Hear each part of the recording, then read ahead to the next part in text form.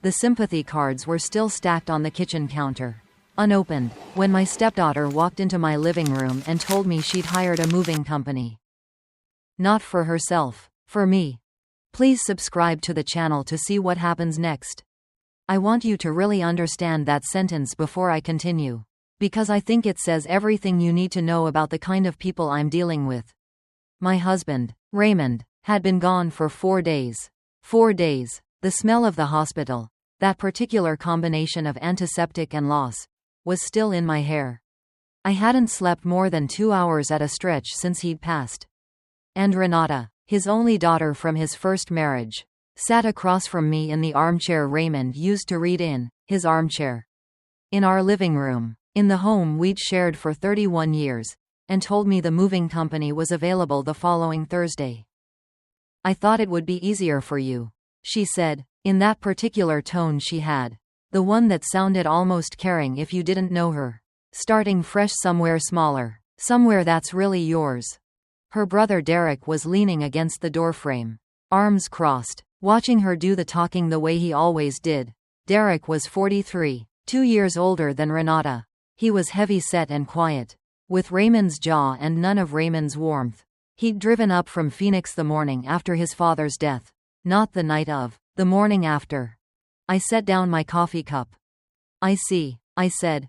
And then, because I was 64 years old and had lived long enough to know that some conversations needed to end before they truly began, I told them I needed a few days to process everything and asked them to come back on Friday. They agreed. They were very gracious about it. That should have been my first warning, that they were too gracious. Too patient. Too willing to give me those few days without pushing. People who are confident they've already won can afford to be patient. I met Raymond Calloway at a conference in Denver. The autumn I turned 32. I was working in hotel event management at the time, and he was there on behalf of the construction firm he co-owned with a partner named Harold. He was 51 and recently divorced, and he had the kind of stillness about him that I associated, at that age, with men who had survived something. He asked me to dinner. I said no twice before I said yes. By the end of the second dinner, I understood that the stillness wasn't sadness. It was patience. Raymond was the most patient man I had ever met in my life. We married 18 months later in a small ceremony at a ranch outside of Taos.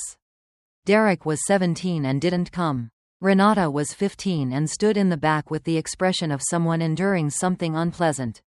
Raymond had told me, before we were even engaged, that his relationship with his children was complicated. What he meant, I would learn over the years, was that his ex-wife had spent nearly a decade after their divorce teaching their children to view their father as an adversary and anyone associated with him as a threat. I tried. Lord knows I tried. I was patient with Renata the way Raymond was patient with everything. I remembered birthdays and graduations and the names of her college roommates. I sent care packages when she was struggling, called when she was sick, showed up to things I wasn't technically invited to because Raymond asked me to and because I wanted his family to be my family. For 31 years I tried. And for 31 years, I was made to feel like a visitor in my own marriage. So when Renata sat in Raymond's armchair 4 days after his death and told me she'd hired a moving company, I wasn't surprised. I was tired. There's a particular kind of tired that comes from deciding, somewhere along the way, that hope costs more than it's worth.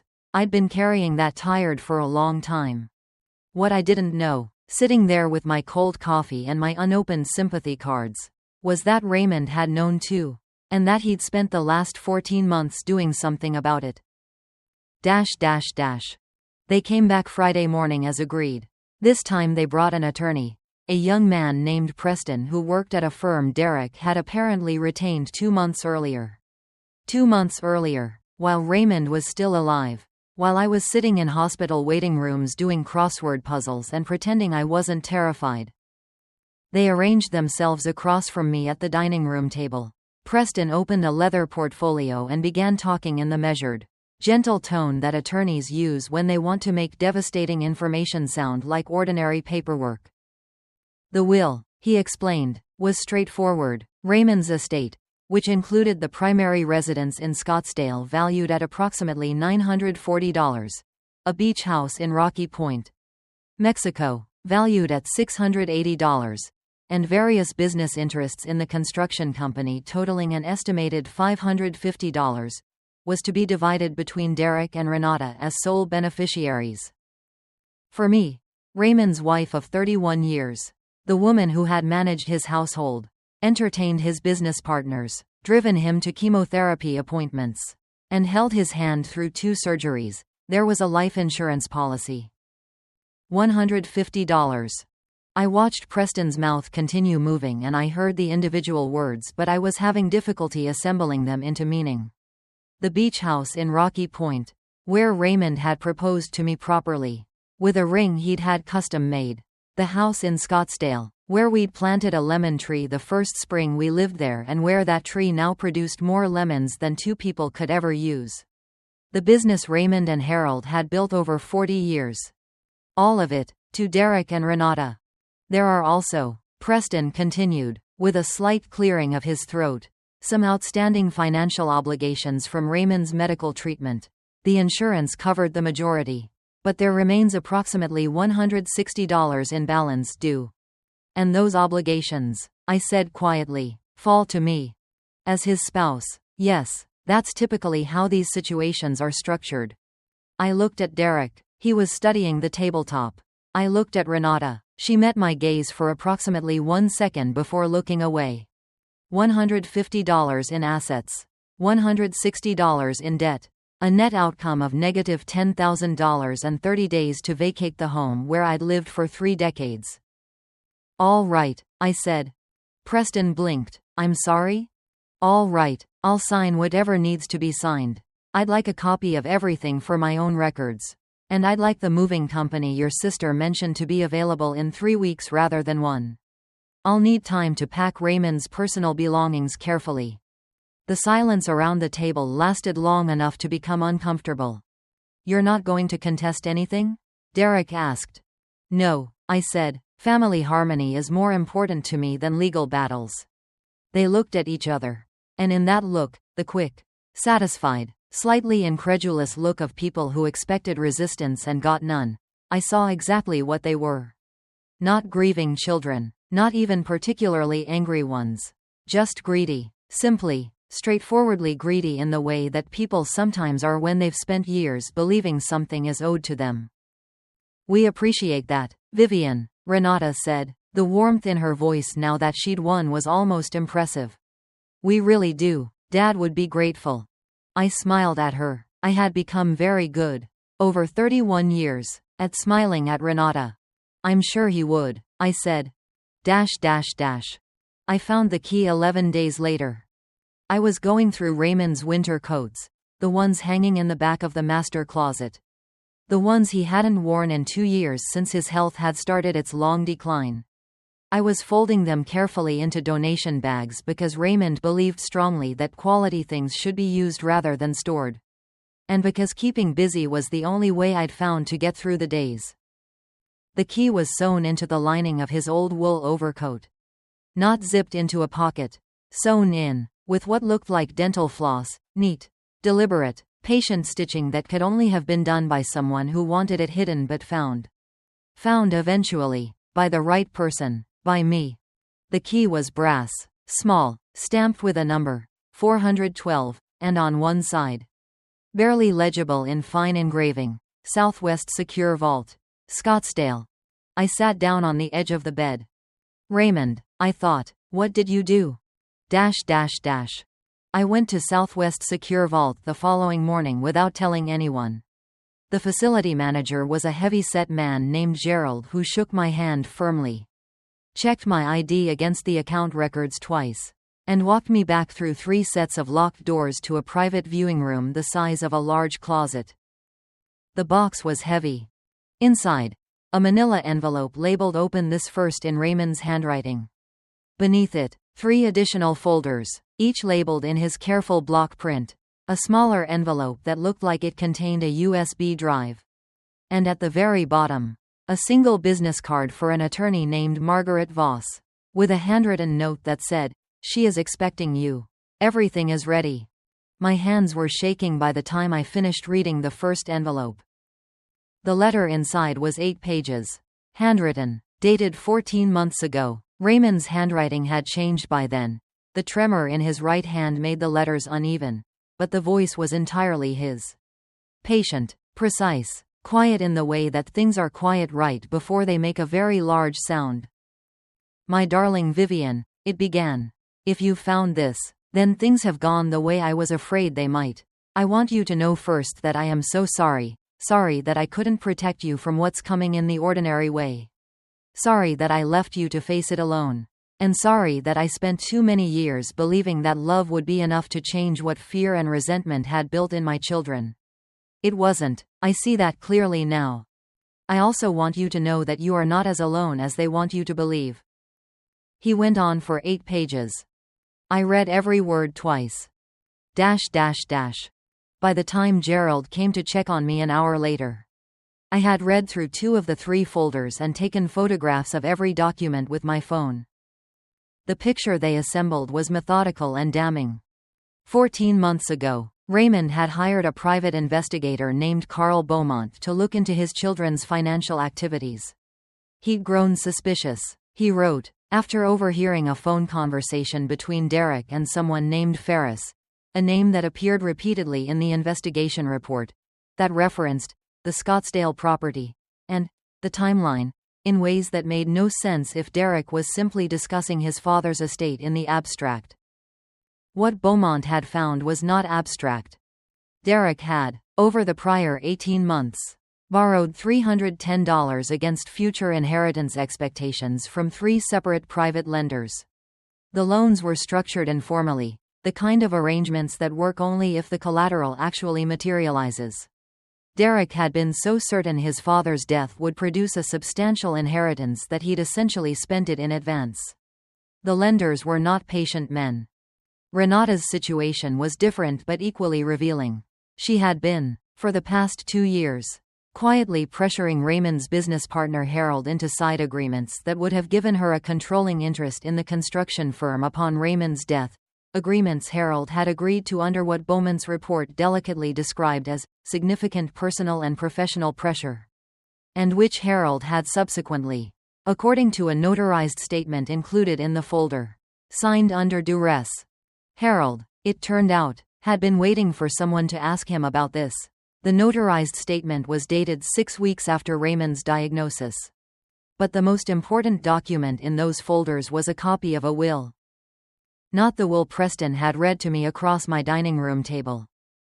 A different will, dated 7 months ago, executed at Margaret Voss's office in North Scottsdale, with 2 independent witnesses and a notary, at a time when Raymond's physician had documented, in writing, in a letter included in the folder, that his patient was of entirely sound mind and full legal capacity. This will left everything to me. Not most things, everything. The house, the beach property, the business interests, the investment accounts that Derek and Renata apparently didn't know existed, 3 accounts at separate institutions, the combined balance of which was $3.2 million, a second life insurance policy for $400, separate from the one they'd mentioned. The entirety of Raymond's estate was, under this document, mine. Derek and Renata were provided for with annual trust distributions, modest, structured, and controlled by an independent trustee, that would pay out over 15 years. Enough to live on, not enough to waste. And there was a clause at the end that I read 4 times because I wasn't sure, initially, that I was reading it correctly. I leave to my wife Vivian the full discretion to determine what, if any, additional consideration my children Derek and Renata shall receive from my estate, including the right to gift them either or both of the primary properties described herein. This discretion is hers alone, to exercise according to her own judgment and her knowledge of their conduct. He left it to me to decide. He left me the power to give them what they actually deserved. I called Margaret Voss from the parking lot of Southwest Secure Vault. She answered on the second ring, and I had the sense, from the tone of her voice, that she'd been expecting my call for a while. "Mrs. Calloway," she said. I'm so glad you found everything. How are you holding up? I'm managing, I said. I have a lot of questions. I have a lot of answers. Can you come in this afternoon? Margaret Voss looked exactly like someone you'd want in your corner in a legal dispute. She was 60-something, silver-haired, with reading glasses she kept pushing up her nose and a desk covered in organized stacks of papers that somehow communicated absolute competence. Her office was warm and slightly cluttered and smelled faintly of coffee and books. She walked me through everything in 2 hours. The will Derek and Renata had presented, the one Preston had read to me across my dining room table, was a version Raymond had revoked 14 months ago. Shortly after he'd first hired Beaumont and begun to understand what his children were planning. The revocation was on file. The new will superseded it entirely. There was no legal ambiguity. The two real estate properties, the Scottsdale House and the Rocky Point Beach House, were also. Margaret explained, somewhat different than they appeared. Raymond had taken out substantial mortgages on both properties in the past year. The house carried $1.1 million in liens. The beach house carried $620. Combined, the two properties were worth approximately $1.62 million. Combined, the debt attached to them was approximately $1.72 million. If someone were to inherit those properties, they would inherit a net liability of roughly $100, before accounting for maintenance, taxes, and the carrying costs of mortgages they almost certainly couldn't service given their existing financial situations. The money from the mortgages, the entire $1.72 million, had been moved into a protected account. My account, an account only I could access. Added to the $3.2 million already in the investment accounts. The $400 second life insurance policy. And the business interests, which Margaret estimated were worth closer to $700 than the $550 Preston had cited. The total picture of Raymond's estate was something in the vicinity of $6 million. None of which Derek and Renata had any claim to, under the real will, except through my discretion. What they showed me, I said slowly, that old will, they knew it was outdated? Margaret chose her words carefully. I can't speak to what they knew or when they knew it. What I can tell you is that Raymond was very deliberate about keeping the new will entirely separate from his previous attorneys. There is no way they accessed it through official channels. But they might have known a newer will existed? It's possible, which might explain, she said, why they were so eager to move quickly. I thought about Preston's leather portfolio. About the moving company Renata had mentioned 4 days after the funeral. About Derek, driving up from Phoenix the morning after his father's death. They'd known time was working against them. They just hadn't known exactly how badly. Margaret, I said, what are my options? She leaned forward and folded her hands. You could do nothing further, simply assert the real will, take possession of the estate, and allow the trust distributions to proceed as Raymond specified. Derek and Renata would have no recourse. Or you could choose to gift them the properties, as Raymond's will allows you to do, at your full discretion. She paused, with all associated encumbrances, of course. With the mortgages, she confirmed, they would own properties with negative equity. No bank would refinance them given their existing debt profiles. We've pulled their credit as part of the background work Raymond commissioned. They would be looking at foreclosure within 6 months. And Harold's situation? The side agreements Renata pressured him into? Carl Beaumont's report, combined with Harold's notarized statement, constitutes substantial evidence of coercion. If you wanted to pursue that through civil or even criminal channels, you'd have a strong foundation. I sat with all of it for a while. Outside Margaret's window, the Scottsdale afternoon light was doing what it does in October, turning everything gold and slightly unreal. The way the desert does when it isn't trying to kill you. Let me ask you something, I said. In your professional opinion, what would Raymond have wanted? Margaret smiled slightly. I drafted that will, Mrs. Calloway. I watched your husband write out his instructions by hand and then dictate them to me for 3 hours. I know exactly what he wanted. She paused. He wanted you to be safe. And he wanted his children to understand that the choices you make have weight. Even if the lesson is painful. Especially then. I asked for 1 week before we moved forward with anything. There were 2 reasons. The first was that I needed time to think through what I actually wanted, not what felt satisfying in the abstract. Not what Raymond had planned, but what I, Vivian Calloway, 64 years old and newly widowed, actually wanted my life to look like on the other side of all of this. The second reason was that I thought Derek and Renata deserved the chance to show me who they were when the pressure was on. They did not disappoint. The text messages started the day after our Friday meeting, when Preston had apparently gone back to them and reported that the signing had gone smoothly and everything was proceeding as planned. They were gracious texts, at first, checking in, asking how I was managing, suggesting we get together for dinner soon. By Wednesday the tone had shifted. Derek, Vivian, Preston mentioned you've been meeting with another attorney. Just want to make sure no one's taking advantage of the situation. These estate things can get complicated and there are people out there who prey on grieving spouses. Renata, Colleen mentioned you've been looking into Dad's financial records. We'd love to help you sort through whatever you found. Some of those old documents can be confusing. And then, Thursday evening, a voice message from Derek. He'd clearly been drinking. His voice was loose and impatient in the way that voices get when the performance of consideration has become too exhausting to maintain. Vivian, listen, we need to wrap this up by end of week. I've got commitments on my end that are contingent on the estate distribution. And I need you to get whatever you're doing with that other attorney sorted out and proceed with what we already agreed. I think you're making this more complicated than it needs to be. Dad would want us to resolve this cleanly. Dad would want.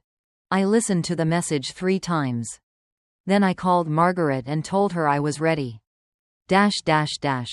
We held the meeting at Margaret's office. It had been her suggestion, neutral territory. She'd said, with a faint smile that suggested she'd done this before. They arrived with Preston, who had apparently figured out by then that something had shifted, because he walked in with the careful posture of a man who was no longer certain of the landscape. Derek was trying to project confidence and mostly projecting anxiety. Renata had dressed very carefully, the kind of careful that announces effort, and the effort itself told me something. Margaret and I were already seated. Carl Beaumont, the investigator, sat quietly near the window.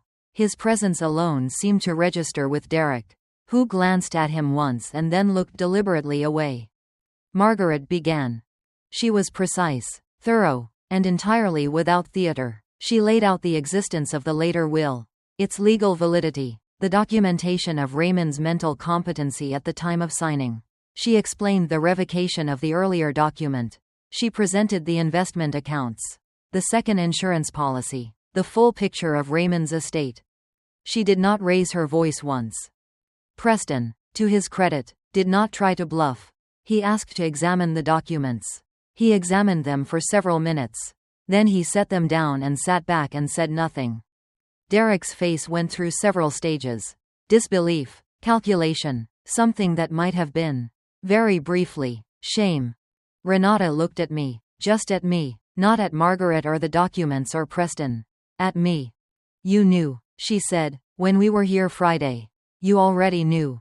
No, I said honestly. I found the key the following week. But I suspected there was something I was missing. And now? Now I know everything. The silence stretched. Preston leaned over to Derek and said something quietly. Derek shook his head. Preston said it again. Derek made a short, frustrated gesture. What do you want? Renata asked. Her voice was flat. The performance was over. I want to honor Raymond's wishes. I said. He worked very hard on this. He thought about it for a long time. I think that deserves respect. Meaning what, exactly? Margaret slid 2 documents across the table. One toward Derek, one toward Renata. Gift deeds, she said. Mrs. Calloway has chosen, in accordance with Raymond's will, to gift each property to you. The Scottsdale house to both of you jointly. And the Rocky Point property as well. She is giving you exactly what you came here to take. They looked at the documents. Preston looked at the documents. I watched Preston's face as he read the attached financial disclosures, the mortgage schedules, the lien documentation, the carrying costs. Preston's expression didn't freeze. It went very still, very carefully still, in the way that expressions do when someone is trying not to let anything show. He looked up at me. I looked back at him. The mortgages, he said. Transfer with the properties, Margaret confirmed pleasantly, as they always do. Derek grabbed the documents. His eyes moved fast across the numbers. I watched the moment he understood, not just the numbers but the shape of it. The deliberateness of it, the fact that his father had done this on purpose and that the woman across the table had chosen to complete what his father had started. He planned this, Derek said. His voice was strange, almost wondering. He loved you, I said, in his way, but he loved me too. And he was a very patient man. There were things that happened in the following weeks that I won't dwell on at length, because the details matter less than the shape of them. Preston advised Derek and Renata not to accept the gift deeds. They accepted them anyway. Derek because he was desperate and still believed, somehow, that he could find a way to make it work. And Renata because refusing felt like admitting defeat in a way she wasn't ready for. Within 90 days, both properties were in foreclosure. Harold, Raymond's business partner, pursued civil action against Renata for the coerced agreements she'd pressured him into. The case settled out of court, but the settlement cost her considerably more than she'd expected. The private lenders Derek had borrowed against his anticipated inheritance were not understanding about the change in circumstances. I don't know the specifics of what happened there, and I'll be honest, I made a deliberate choice not to look too closely. I moved to a small town on the Oregon coast in the spring. I'd driven through it once, years ago, on a road trip with Raymond, and I'd said then, half joking, half not, that it looked like a place where things made sense. Raymond had agreed. The house I bought there had a workshop Raymond would have loved and a garden that needed everything. I spent the first month just learning what was growing. The second month I started planting. By summer I had tomatoes and zucchini and a climbing rose that had needed serious pruning but was, under new management, doing quite well. I took a watercolor class at the community center. I became a regular at the local farmers market. I joined a book club that met on Thursdays and read things I'd been meaning to read for 30 years. I was not unhappy. I was, for the first time in a very long time, simply myself. 8 months after Raymond's death, I received a letter from Renata. It was handwritten, 3 pages, and it was not asking for anything. I'll give her that. She didn't ask for money or forgiveness or for me to intervene in the situation with Harold or speak to Derek's lenders. She just wrote. She wrote that she understood. Now, some things about her father that she hadn't understood before. She wrote that she thought she'd been angry at him for a long time for reasons she'd never fully examined. She wrote that she was sorry, not in the big theatrical way, but in the small careful way of someone who isn't sure the word is adequate but is trying it anyway. I read the letter several times. I didn't write back immediately. I let it sit on my desk for almost 2 weeks. Then I wrote back, not a long letter, 2 pages, 1 side each. I told her what Raymond had been like during his illness. Not the medical details, but the other things, the crossword puzzles, the way he'd ask about the lemon tree even from the hospital bed. The things he'd said about her when she wasn't in the room, not angry things. Not bitter things, but hoping things, that she'd find her way, that she'd figure out the things that mattered. I don't know what Renata did with that letter, but I know what I did with hers. I put it in the folder where I keep Raymond's things, the letters he wrote me, the photographs, the notes he left on the kitchen counter for 31 years. It belongs there, I think. It's part of the same story. I established the Raymond Callaway Foundation for Financial Literacy the following autumn. Its focus is on educating older adults, particularly widows and widowers, about estate planning, financial documentation, and how to protect themselves from the kind of pressure I'd been subjected to in those early weeks. Margaret Voss sits on the board. Carl Beaumont has connected us with several investigators who do pro bono work for elderly clients in financial distress. Harold made a generous contribution in Raymond's memory and showed up to the first annual luncheon with flowers. Which made me cry in a good way. The workshop Raymond would have loved is now, in fact, being used for something he'd have approved of. I've been building raised garden beds. Slowly, carefully, the way you build things when you're not in a hurry and you've got time to do it right. Some mornings I sit on the porch with my coffee and think about what it means to be taken care of by someone who knew, even at the end, that they were running out of time. Raymond was a patient man. The most patient man I ever knew. He planted something 14 months before his death and trusted that I would find it. That I would understand it. And that I would know what to do with it. He wasn't wrong. He never was. If this story reached you somewhere, if you recognized something in it, felt something shift, I'm glad. Drop your city in the comments. I want to know how far Raymond's story has traveled. And if you or someone you know is navigating something like this, alone, confused, being rushed into decisions you don't fully understand, please reach out to an elder law attorney in your area. You have more rights than they're telling you. And you have more time than they want you to think.